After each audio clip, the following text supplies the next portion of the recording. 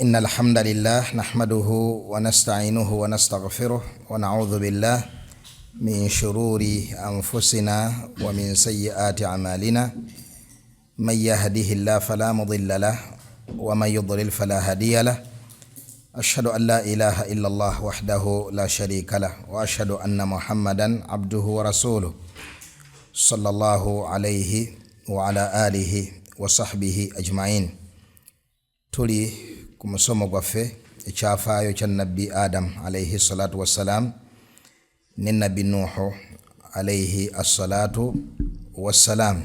Era nga twalabye mu misomo gyaffe ebiri egikulembedde engeri ow'ekitiibwa Allah tabaraka wa taala gyatandika okubeera nga atonda edduniya.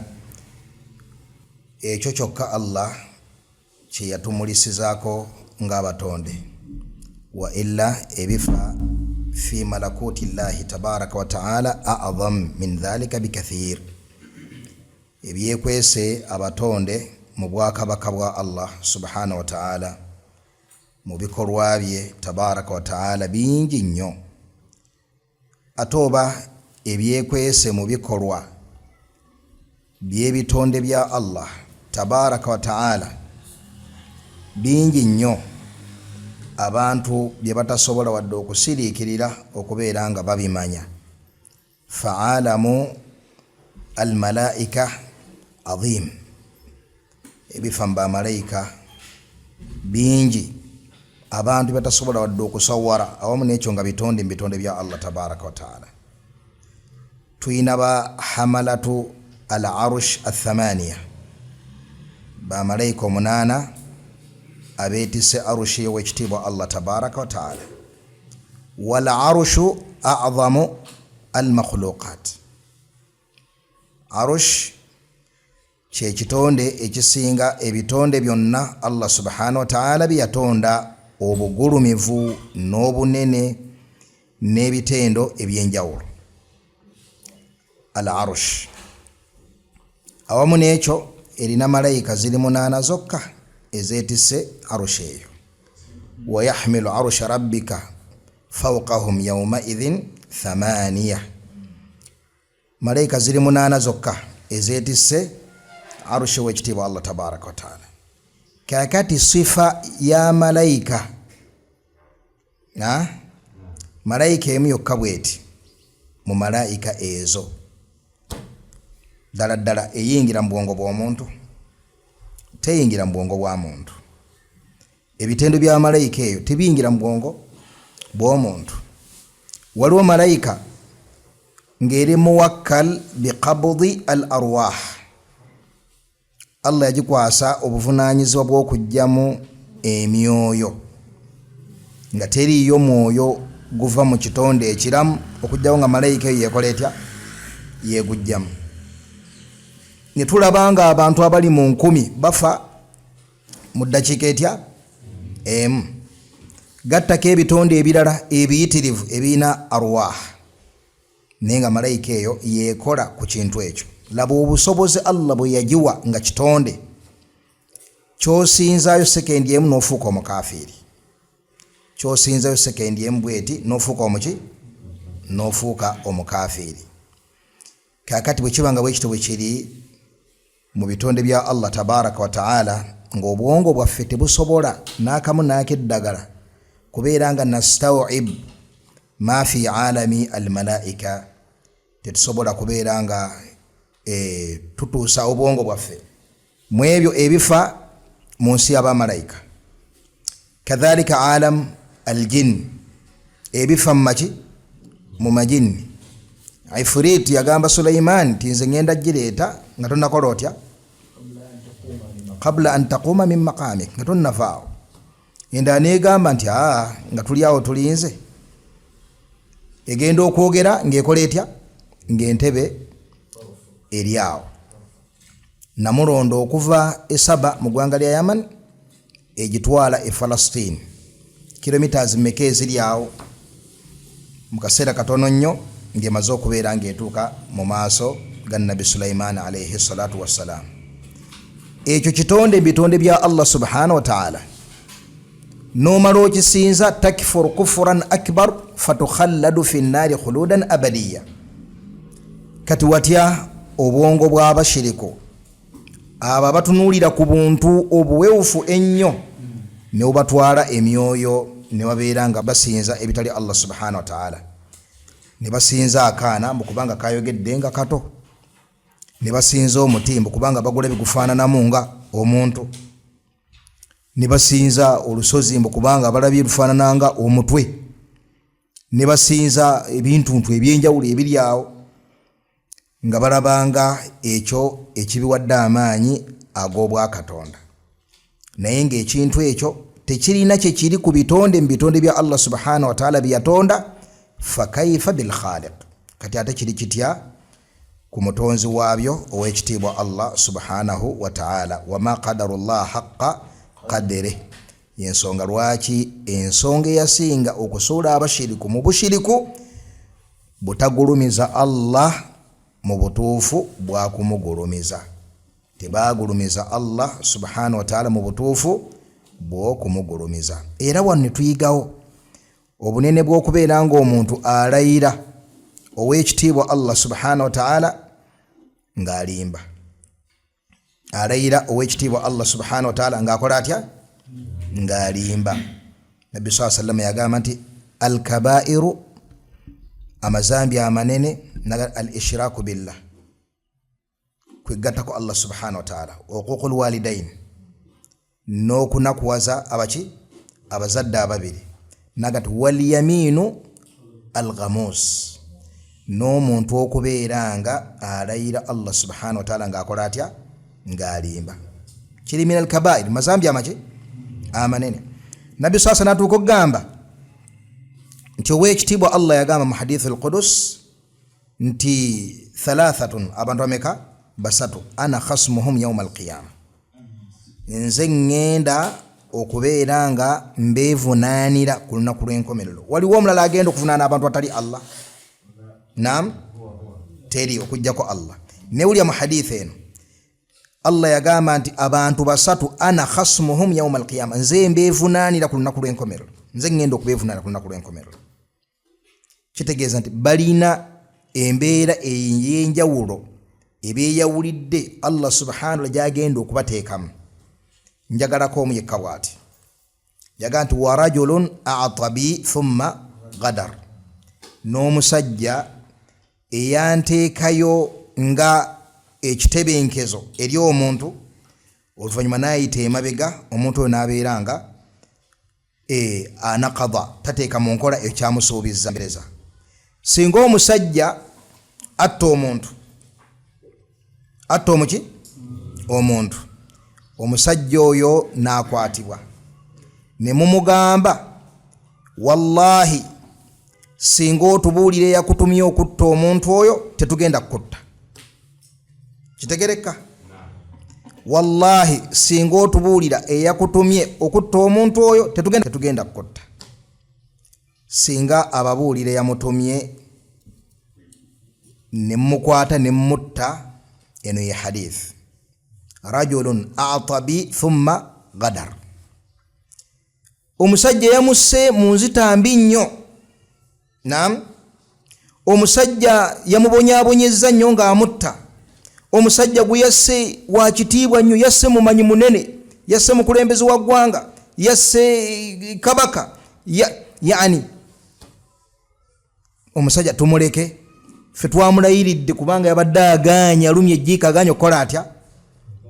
Ebyo byonna biba tebikyalina buzito. Limaadha? Attiddwa, ensa gyamusseemu, omugaso gw'abadde alina ku nsi, byonna tebirina kyebiri ku ekyo kiwataddeyo okutebenkeza omuntu oli abeere ng'akola atya? Abeere ng'akola atya? Wataddeyo ani? Allah. Rajulun a'tabi thumma ghadar, muba muteekeddwa buteekwa kubeera nga temumutta. Ekino ekimusobola okumukola byebuneezo ebirala, osobola okumusiba, osobola okumukuba, osobola okukola otya, kiri kyemwamumatizza nga mutaddeyo Allah subhanahu wa ta'ala, kiba kifuuse haramu ennene okubeera nga mukimukolako. Kitegereka bulungi? Rajulun a'tabi thumma qadar. Ndeese kyakutta then bwe kibanga ekyokutta tekikkirizibwa wati ate byonna ebisigadde ebitono ebitatuuka eyo. Kyenjagadde nti abantu tebaagulumiza Allah subhanahu wa ta'ala mutuufu bwaki bw'okumugulumiza. Allah bw'agulumira mu kifuba ky'omuntu wallahi teriyo kintu kisoboka kubeerawo nekisarafu omuntu okusinza ekitali Allah subhanahu wa ta'ala. Singa olengera ekitonde nga kitadde omutwe ku ggulu ng'ebigere biri kuki ku ttaka ng'emikono gigenze ebugwanjuba ogumu gugenze ebugwanjuba omulala gugenze luddawa ebuvanjuba naye ng'okiraba kitonde kiri awo. Bw'oba wategeera Allah subhanahu wa ta'ala tosobola kugamba nti tosobola kuvunnama n'okisinza, tosobola kuvunnama n'okisinza bihadhihi al'azama n'obugulumivu obwo namukola butya bwe kiriko tosobola kuvunnama n'okisinza bw'oba wategeera ani, bw'oba wategeera ani, bw'oba wategeera Allah subhanahu wa ta'ala. Bw'oba tewategeera Allah subhanahu wa ta'ala osobola okusinza ekintu nam olw'akantu akatono ennyo nga n'obupaatiki kapaatike noweeyalira kabaka ku ttaka simanya alina amakundi 7 simanya alina ebintu ebifaanaganako bwe bityo. Limaadha? Kubanga obwongo bwo tebwagulumiza ani Allah subhanahu wa ta'ala. Kitegereke yazaalibwa n'engo yazaalibwa n'eŋŋoma n'ebintu ebirala ebifaanaganako bwe bityo. Omukkiriza yagulumiza Allah subhanahu wa ta'ala. Sikoowa kujjukira musiraamu ow'ekyengera baamuleeta gataliiko nfuufu ow'ensangi baamuleeta gataliiko ki gataliiko nfuufu nga famire ekaayana baagala kubeera nga basamira ewaka. Mutawaana ki waliwo omuti ewaka gwakula mu speed gye baali batalabangako mu bbanga lya myezi nga gye bali omuti guli ewo gutolontoka butolontosi ne badduka ne baleeta omusamize. Omusajja n'agamba wallahi temugenda kukola shiriki mu maka ga kitange, temugenda kukola shiriki mu maka ga kitange. Omusajja n'amutunuzaamu kamera owagataliiko nfuufu n'amugamba nti kati gwe mukulaba okuko omuti guno enkula gye gukuzeemu. Yagamba tebinkwatako ebyenkula y'omuti Allah akola kyakoze eki nze kyenneekakasa Allah talina kubeera ng'agattibwako. Era omusajja oyo atuwa ansa abakkiriza ebbanga lyonna lye bateekeddwa okubeera ansa lye bateekeddwa okubeera nga bagirina mu bwongo bwabwe. Si tteeka nti olina okubeera ng'olina obusobozi obunnyonnyola ebitategeerekeka ebyo kyekibireese. Olina ekizito ekisinga okunnyonnyola okwo kwe kubeera nti Allah yatugaana okukola shiriki. Allah yatugaana okukola ki? Okukola shiriki. Kakati kino kizze kitya? Gw'olaba kino nange bintabudde naye kyekyokubeera nti Allah talina kusinzibwa kyo tekintabudde. Tewali kina kusinzibwa okujjako Allah ekyo kyo tekikoze eki tekintabudde. Tunnyonnyolemu sibisobola biganye naye kyekya Allah okuba nti tewali kina kusinzibwa okujjako ye kyo tekikoze eki tekintabudde. Allah yagamba nti wa qada rabbuka alla ta'budu illa iyyahu. Allah yasalawo yalamula tewali kina kusinzibwa okujjako ki okujjako ye. N'agamba okiba Allah subhanahu wa ta'ala nti wa'budu llaha wala tushiriku bihi shay'an. Musinze Allah yekka temugattako ki kintu kyonna.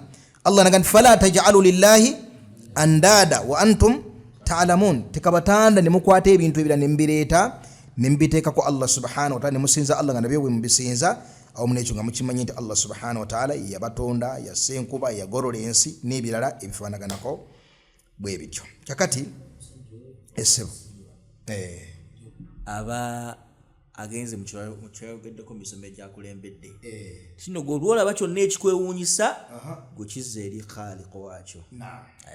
Buli kyonna kyolaba ekikwewuunyisa kizza eri oyo akikoze eki eyakitonda. Ojja kulaba nga kyawansi, ojja kulaba nga kiki nga kyawansi. Niyo omushiriku akataayi kamuyitako beekati nekagenda nekakomawo nekakomawo n'akyankalana tulo ntumbula alabulabinga mu kisasi mu muti gwennyini nnyini omwo mugenzeemu enjuki n'akyankalana. Alabulabinga emmere ebaze nnyo n'akyankalana. Alabulabinga ekyeya ky'amaanyi n'akyankalana. Buli kantu kakyankalanya omuki omushiriku waliyadhu billah. Era ogenda okukakkana ne batuuka n'okusinza ebisajja ebyava ku nsi kuno nga ebyavunda nga bikyali ku nsi nga budagaali ne bakisinza n'omulaba nga bamuvunnamira n'atuuka n'obbawandako amalusu nga ye kennyini olaba yavunda kanoga eddusu eryo lifaanana litya naye nga kubo eddusu eryo zaabu atatendeka budagaali yanfujjako eddusu nga olaba kinene nnyo waliyadhu billah. Kale tugenda kusoma biidhnillahi tabaraka wa taala ayati eza surati Fussilat ne muganda wange Sheikh Abubakari Abu Ibrahim.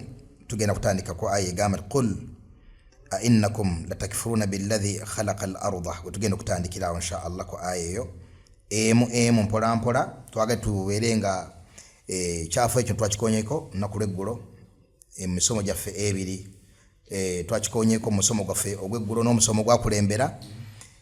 Mu kiseera kino twagala okubeera nga ayati ezo tuzisengeka bulungi. Naam, tafadhal aya. أعوذ بالله من الشيطان الرجيم قل أئنكم لتكفرون بالذي خلق الأرض في يومين وتجعلون له أندادا ذلك رب العالمين.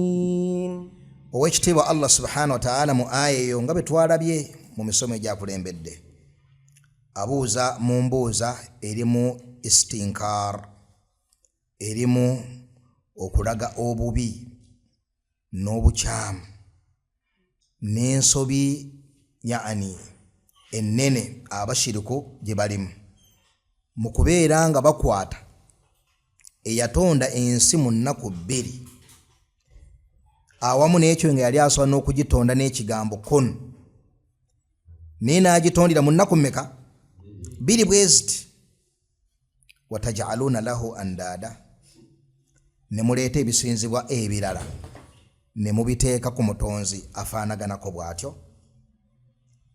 N'atugamba dhalika rabbul alamin, eyatonda ensi eyo teyakoma ku yo yokka wabula ye mulezi wa buli kyonna ekyatondebwa, ensi n'ebigiriko n'ebiri wakati w'amagulu n'ensi n'ebiri mu magulu ago omusanvu ne wakati wa buli ggulu n'ebiri eyo yonna gye tutamanyi ye Allah gy'amanyi.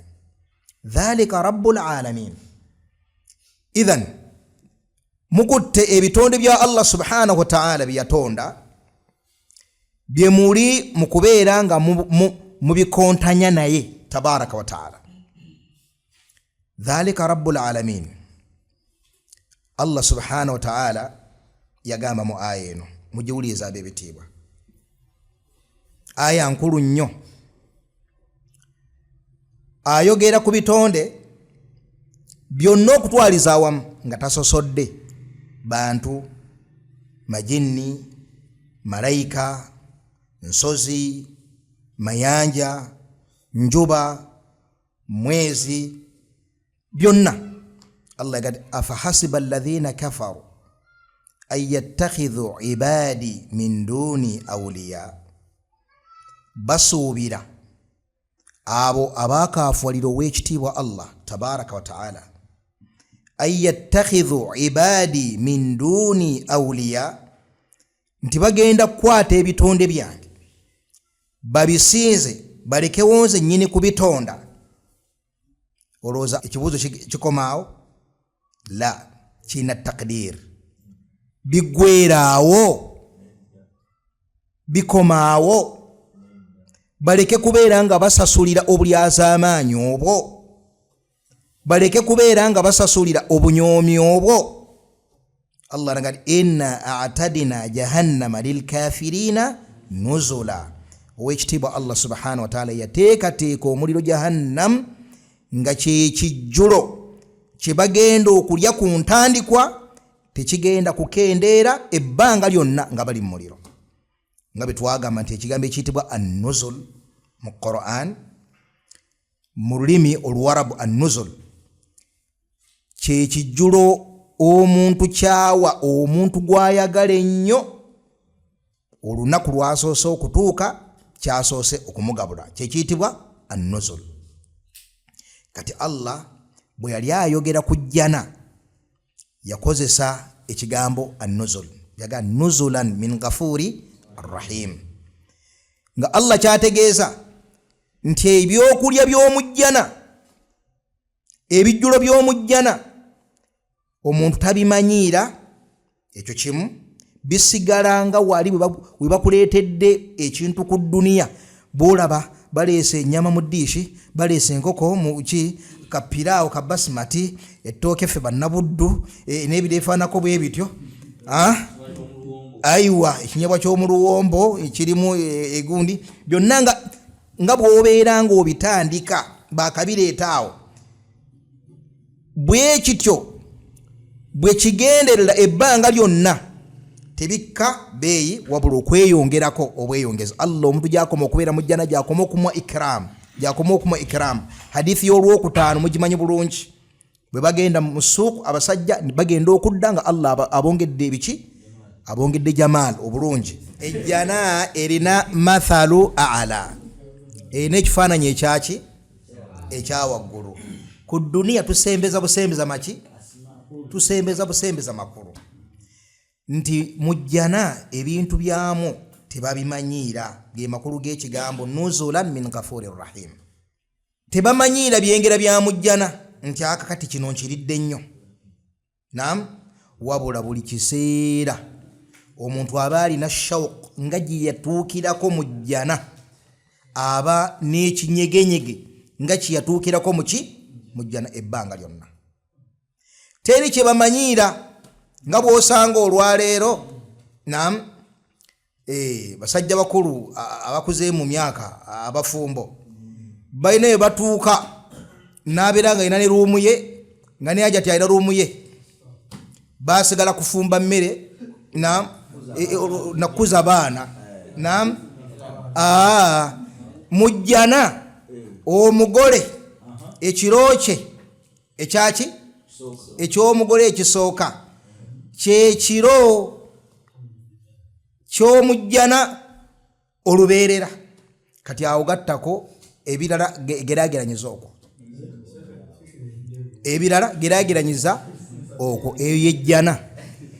Kaakati tukizze ku aya ekyo kyennyini nga bw'okiwulira Allah yakireeta ku muliro, ekyo kyennyini mu aya eno. Abaddu bange balowooza bagenda kubeera nga bangattako biggweeraawo, inna atadina jahannama lilkafirina nuzula. Kikulaga nti adhaabu za jahannam nga bw'ozituukako mu bunkenke obusufu, obulumi nga bwe busooka okukwambala bw'otawulira nk'obukyanga otondebwa, bwe buti we busigala tebukendeera ebbanga lyonna. Bal Allah abwongerako bwongezi ng'abantu b'omujjana Allah bw'abongerako obuki, fadhuuqu falan nazidakum illa adhaaba. Aya mugiwulidde? Fadhuuqu, munoge ebibonerezo. Okulaajana kwe mulaajana nedda tewali nti tuweeyo ku mazzi tuweeyo ku kino, tewali kye tubongerako kujjako bibonerezo. Nekitegeeza nti nno Allah ebibonerezo abikola atya? Abyongerako n'abyongerako ng'abantu b'omujjana bakoma okubeera mu jjana. Allah subhanahu wa ta'ala ayongera kukola ki? Ayongera kubasanyusa. وجعل فيها رواسي من فوقها وبارك فيها وقدر فيها أقواتها في 4 أيام سواء للسائلين. وجعل فيها رواسي من فوقها. Owekitiibwa Allah mu nnaku ebbiri endala ezeegatta ku ziri ebbiri ezisoose mwe yatondera ensi olutonda olw'enduli, Allah ja'ala fiha rawasiya, ensi kungulu kuyo yagiteekako rawasiya z'ensozi. Ayina ishaara ogamba min fawqiha, alina ishaara ya mirundi ebiri.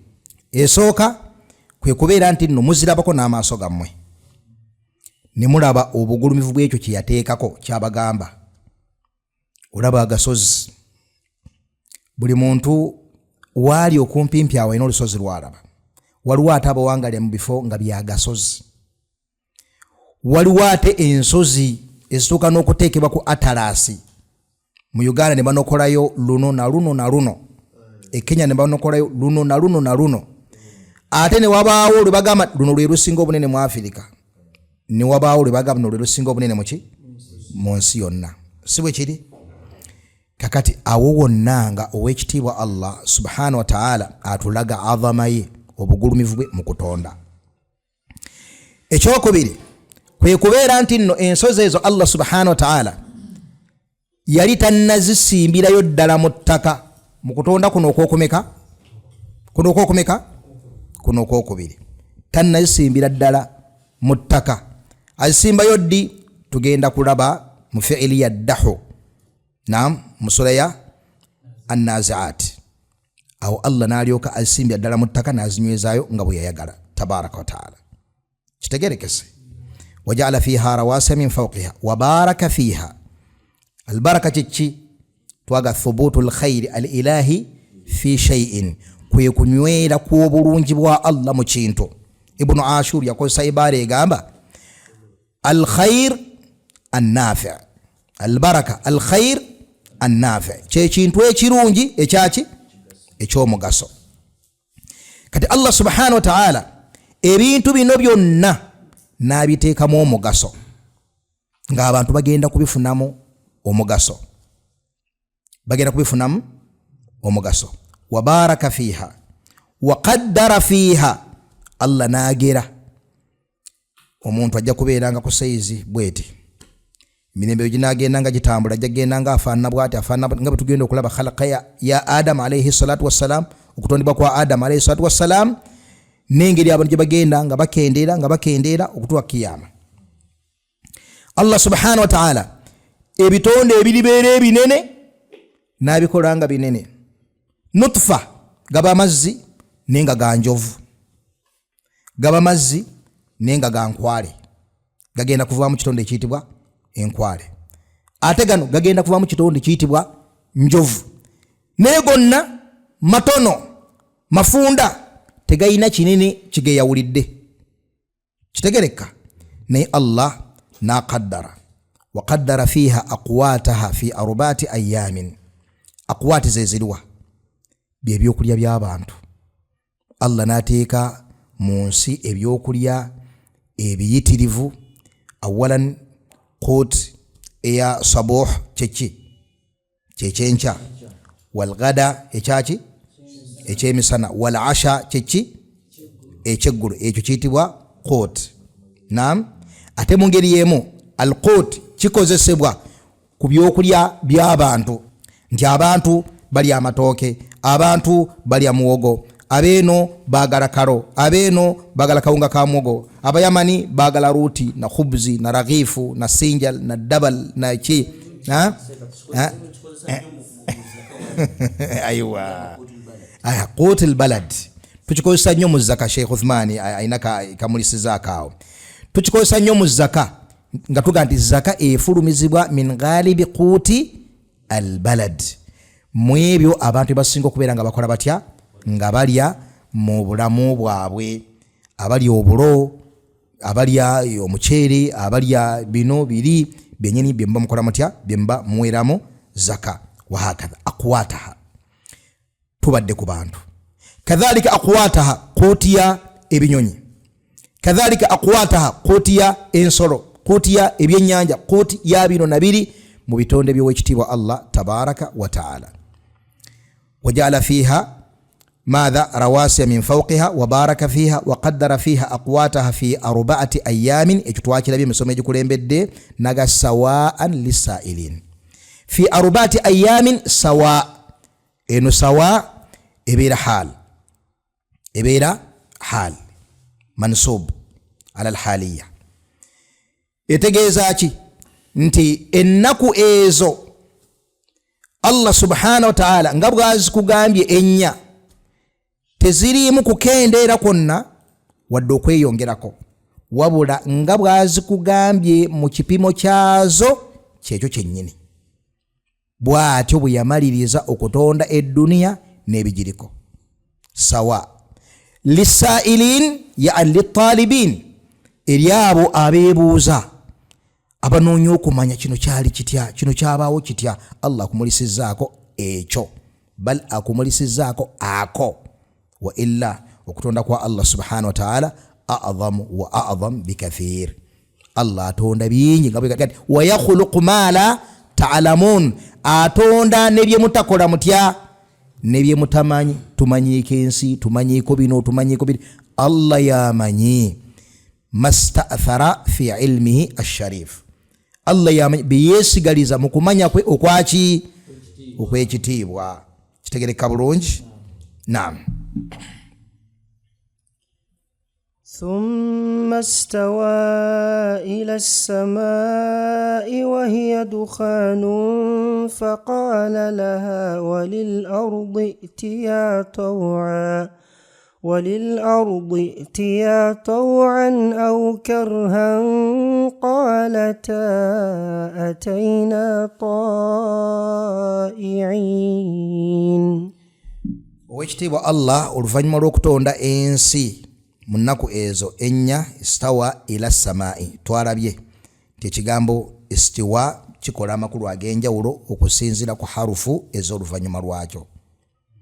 Ne tugamba nti bwe kibanga kize ne ila kitegeeza al-qasd, yani thumma qasada ila sama, oluvannyuma n'asalawo adde ku kutonda eki. Ate singa kijja nga udiya bi ala, kiba kitegeeza ki? Al-irtifa. Naam, aywa, okusituka. Singa kibeera nga harufu ezeya ala, arrahmanu ala al-arushi istawa. Ate singa kijja nga tekiriiko harufu yonna, naam, wastawa atainahu hukma wa ilma. Ayatandika egamba etya? Walamma balagha ashuddahu wastawa, bwe yamala okubeera nga ajjula mu butonde amakulu Allah amuwadde emyaka gy'alaba nti nno okutonda kwa Nabbi Musa kutuuse ku ntikko, amagezi gajjudde buli kimu kyonna. Wastawa kitegeeza bulugh al-kamal, kitegeeza bulugh al-kamal, kubeera nti nno atuuse ku bujjuvu Allah bwakola ki? Bwamwagalako. Kakati wano thumma stawa ila samai wa hiya dukhanun, oluvannyuma Allah subhanahu wa ta'ala n'asalawo atonde eggulu. Mu kiseera ekyo dukhanun, waliwo dukhan. Faqala laha walil ard, Allah n'agamba eggulu eryo tannalitondawo, wabula atulaga wagenda odditonda, wabaddewo ki? Dukhan. Walil ard, n'agamba n'ensi itiya taw'an aw karaha, kitegeeza nti owekitiibwa Allah akhataba makhluqaati zino. Allah ayogera n'ebitonde bye era bimuwulira era abikozesa kyayagadde. Mwe mutunuulira ensi nga bweri nti olaba eri mutamasik. Uganda teri landlocked, naam, yegasse okuva ku boda ya Sudan okutuuka ku boda ya Tanzania okutuuka ku boda ya Kenya okutuuka ku boda yaki, naye asobola okugamba nti Musisi ayite Masaka yokka. Naam, ab'Empigi ne batawulira kantu konna kenyeenya, ne bawulira amawulire nti kyakoze ab'e Masaka. Nsaba Allah abakuume banna Masaka.